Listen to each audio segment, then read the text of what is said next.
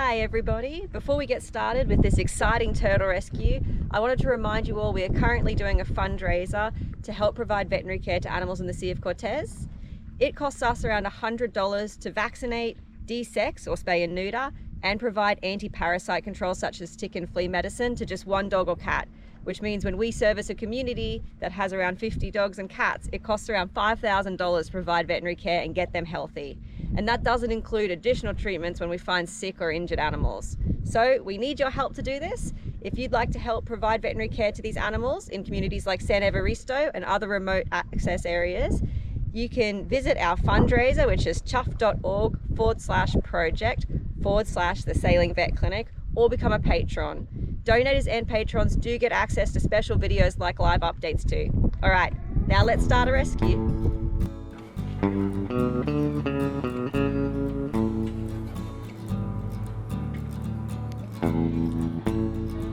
We were docked at the marina in La Cruz with a plan to give a few presentations, do some minor repairs, and host a wildlife enrichment workshop with the cruiser kids. Our enrichment workshop was a big hit and the kids were making some great macaw toys when we were interrupted with an animal emergency. Well, we were in the middle of doing our enrichment workshop and we've got a report about a turtle that needs possible rescue, so we're going to go see if we can find her. Always busy.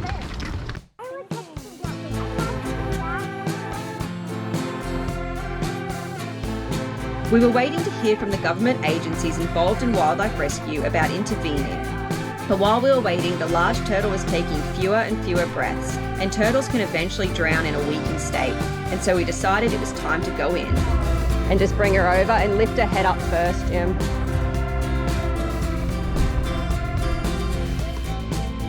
Oh, how are you? And just push her over this way after, Jim. Can you lift her head up for her? Yeah. Is she taking a breath? Yeah. Okay, cool. Bring her back over here then.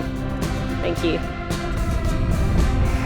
I'd like to remind everyone that I'm a qualified wildlife veterinarian with experience working with marine turtles, and we were communicating with government agencies throughout this rescue. Wildlife rescue should not be attempted without training. Bravo. Bravo, bravo.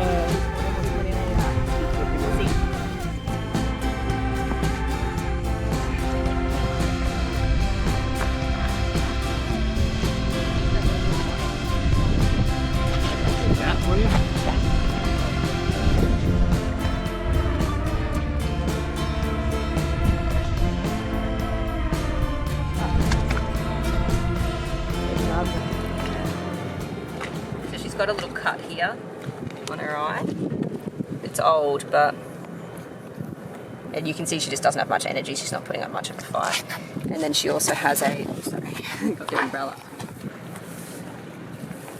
You can see she's been hit here too. Again, it's not very deep, which is good, but usually the thing with turtles is a lot of people think that it's the strike that hurts them, but it's usually that they're actually already sick and then they're more likely to get hit by a boat because they're not diving under when they should be. So usually it's actually secondary to them being unwell.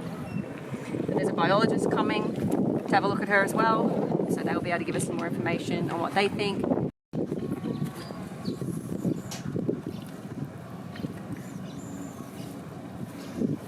Endemic. So I mean, I don't know, we've had some success with ones like this doing paraffin oil with That's a good idea. Tells me biologist. Even in my day bag, I've got a.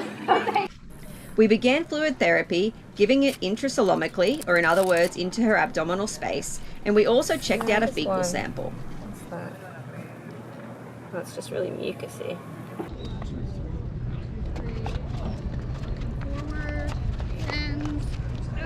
Much for your help.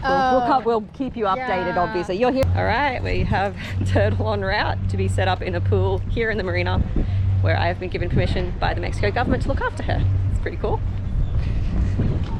And it has taken an entire marina village to move a turtle, which is pretty awesome too. Everyone's helping. One of the cruiser kids and future marine biologists named our 91 centimetre female black sea turtle, TT. The biologist estimated her to be over 50 years old and she weighs in at around 100 kilos. Pacific black sea turtles are considered endangered, with only 5,000 to 10,000 left. So we had to do everything we could to save TT. We set her up in her makeshift hospital tank, and it became a 24/7 job.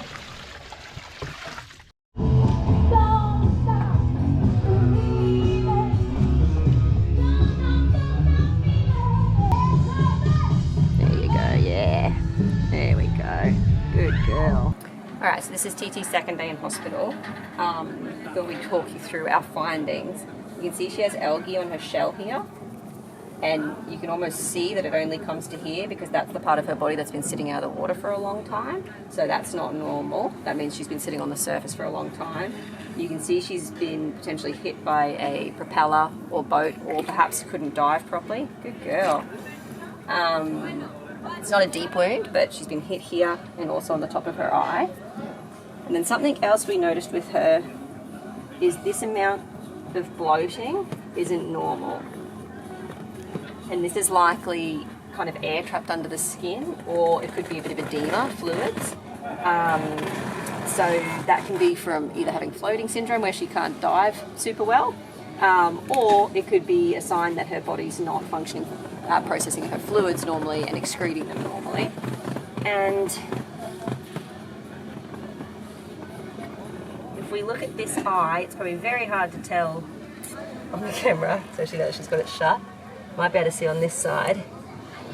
The red part, the little third eyelid that comes across her eye, has is quite red, and that's called hyperemia, and that's generally a sign of like an illness. So it could be a toxic illness, for example, algal blooms, or it could be a bacterial infection. So right now she's on an antibiotic, a broad spectrum antibiotic. We're giving her a drug called metoclopramide, which helps to move gas and other foods through her intestines. We're also going to look at giving her activated charcoal today, which absorbs toxins in the body, but will also help to keep things with, we're going to put it with a little bit of oil to help to keep things moving through her body, and go from there and see how she's improving. She's definitely more energetic today. I know she doesn't look it. She is more energetic today than she was. She actually like responds now when I touch her and acts a bit annoyed. Yesterday she just laid there. So yeah, the reason we're dry docking her like this, where she only has a little bit of water, is we basically don't want her to drown. She hasn't got very much energy, so she just has to lift her head up to breathe like that, and then she can just rest in the water. So that's the idea for now. But for right now, I'm going to give her 2 injections. So these are going to go into the muscles. Go from there. Oh, she felt that. That's good. Sorry, baby.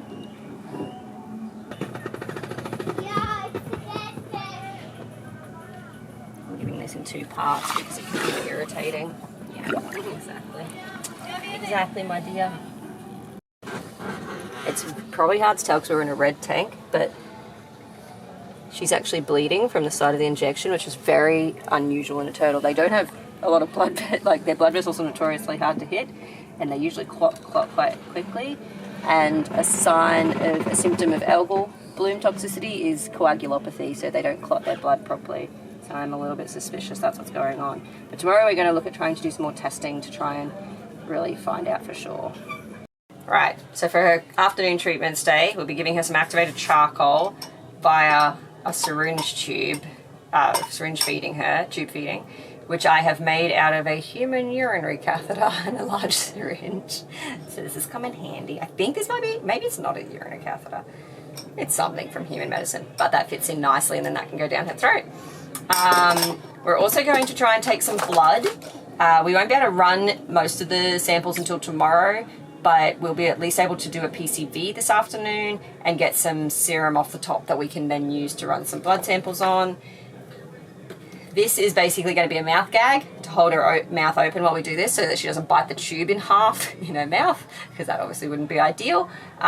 This is an old t-shirt wrapped in with some electrical tape, so it's got a bit of padding for her so it doesn't hurt her beak, and it's a old paint stirring screwdriver. This is to measure the bloods when we get them, so we're actually going to be doing a physical measurement to see how many red blood cells she has in her system once it's spun down. Some fluids, gloves, lubrication for the tube. That's it. Yeah, the bigger they are, it gets a bit. And black turtles are apparently the hardest. Ah, fun. Yeah. Yeah, it's like a bit of a stab in the dark, isn't it, really, with these It never works when people are watching. There she is, she did it. Girl. Oh, don't. Then what were you getting the whole time? Nothing. Oh, it's fun. We need to plug the centrifuge. Okay, all the way, and it's 19 minutes past. We say we've got about 4 point, we're going to have to do some maths. 4.7. TT had a packed cell volume of around 36%. A packed cell volume is a basic measurement of the number of cells in TT's blood, so this helped us determine that she was not anemic and had enough red blood cells. This suggested an acute or sudden disease, as chronic illnesses generally cause anemia. We were suspicious of algal toxicity, as red tides are common in this area. We made TT an activated charcoal smoothie, which helps prevent further toxins being absorbed. Turtles don't like smoothies, and so we had to pass a stomach tube to deliver the medicine. Once again, I'd like to stress we are trained professionals with experience performing these procedures. We already lost one fender in this marina, didn't we? We're going to have to buy some more. In the hopes of her eventual release, TT was tagged so we could identify her. 2, 3. Perfect.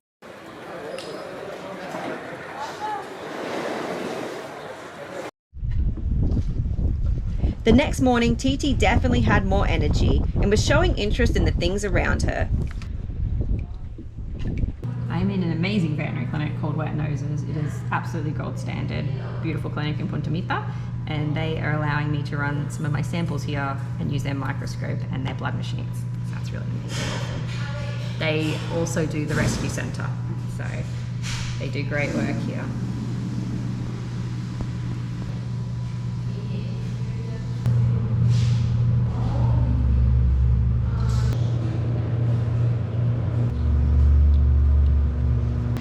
And this stains the red blood cells and white blood cells different colours so that I can differentiate them and check if they're normal.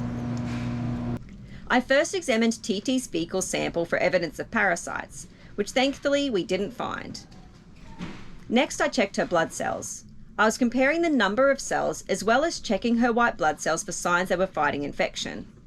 I consulted with a turtle vet in the Yucatan regularly, who was invaluable in helping us with TT's diagnostics and treatment. TT's blood and fecal results were normal. This, along with her clinical signs, strongly suggested that she was suffering from an algal toxicity. The treatment for this is rest and detox. So poor TT was subject to another dose of activated charcoal. Okay, good. Just giving her some injections. We've got something to help with, sorry baby, move her stomach contents along, and an anti-inflammatory today. I know, darling, it's a big one. This is her third day in hospital with us, in our little makeshift turtle hospital next to our friend's catamaran. Chuffed is over there. And yeah, she's definitely showing some real signs of improvement. She's much more responsive today, much more alert. When I was bucketing water on her this morning, she actually put her flippers up and kind of tried to get away, which she hasn't done yet. So I do think giving her the additional activated charcoal in case of toxicity has really helped. Yeah, so with any luck, we're going to release her in 2 days' time. So she'll have tomorrow to just recover a bit further, and then she'll be gone. Hey, little miss. She's getting a little bit of sun right now. We usually have her in the shade, but we wanted to warm the water up a bit for her.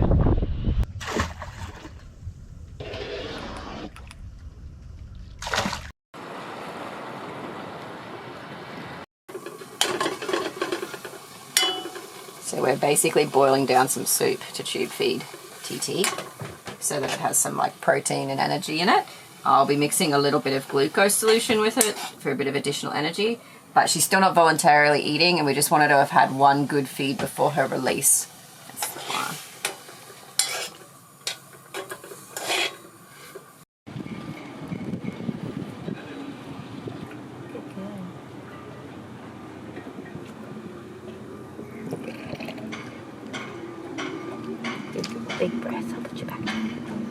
So her, I'm just checking where she has barnacles right now. The good thing is they're all coming off really easily. So like, because she's been in this tank, all the barnacles are falling off, which is nice. The barnacles don't really hurt them, but you can see they leave like marks on their skin, so they're not exactly good for them either. They kind of, it's very similar to what happens on a boat with the pain. So it's kind of, oh yeah, sorry. Tickles does it, TT. I'm leaving these big ones so that the biologist can get a sample of the big ones tomorrow. The other thing I've been doing with her is some physiotherapy because she's not able to move as much as we would like her to in this tank.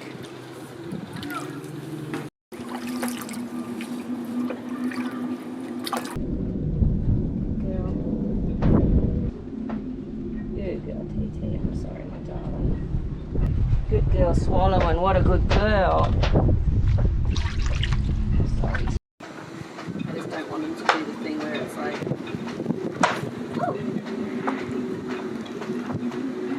is he trying to bite me? That's the closest she's come to doing a real job of it.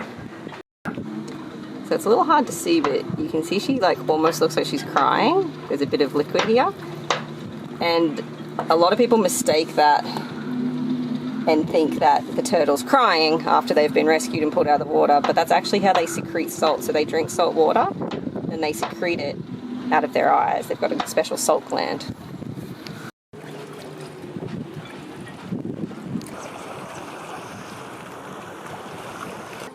We're ready to release TT, or at least try to release her.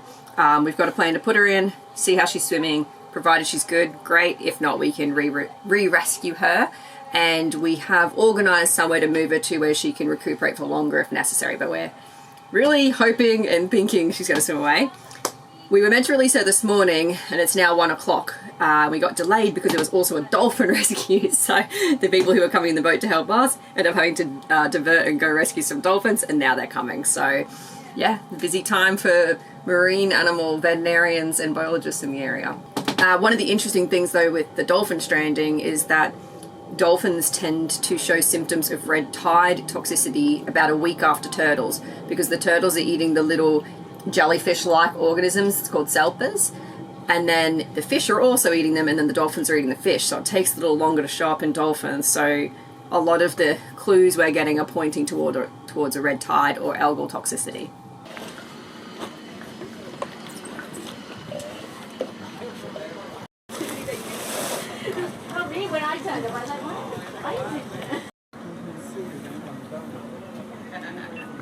Vamos a encabillar. Un poquito hacia atrás, ¿no? Vale, su aletita también igual como esta. Aquí está bien, pero un poquito. A ver. A ver. Está bien, ¿eh? Está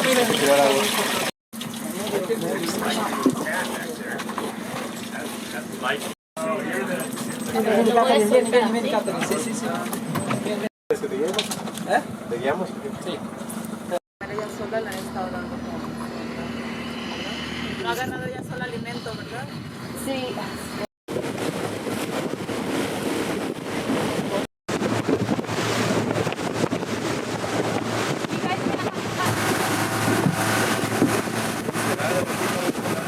Alright, so we're going to release her just a little bit off the coast so that she's not right up where like fishing nets and things are, but she's still got easy access to food.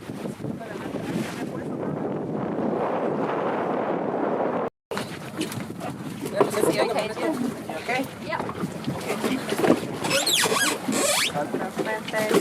Muy bien, muy bien. A ver si quiere dar. Es que está así. A ver si... Yo, solamente por atrás, no pases por adelante para que se vayan. Ahí. Hasta aquí abajo. Bien. Okay. Very happy.